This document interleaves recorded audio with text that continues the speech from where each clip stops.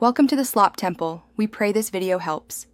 You start by making an image backup and a user file copy. That protects you if cloning fails. Once done, create a Windows Recovery USB and verify it boots. Now shut down, unplug power, and ground yourself to avoid static.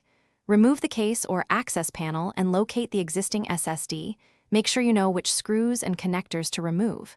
Begin by unscrewing the drive bracket or M2 retention screw. This first removal step exposes the drive ready for cloning or swap. With the drive exposed, choose cloning or a fresh install. Cloning keeps your Windows and apps intact, while a clean install is cleaner but takes time. If cloning, connect the new SSD via SATA or USB adapter and run a sector-by-sector clone with your chosen tool. Verify the clone completes without errors. For M2 installs, insert the SSD at a slight angle into the slot, press down and secure the retention screw. Make sure firmware and NVMe drivers are compatible before reassembly. After installation, enter BIOS or UEFI and set the new SSD as the primary boot device. Also confirm OSI or NVMe mode is enabled for best performance. Reassemble the case, boot to Windows, and use disk management to expand the clone partition if space is unused.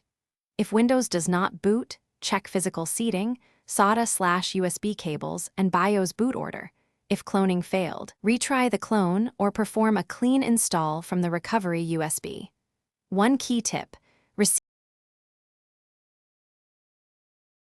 Thanks for watching. Consider subscribing if we helped you.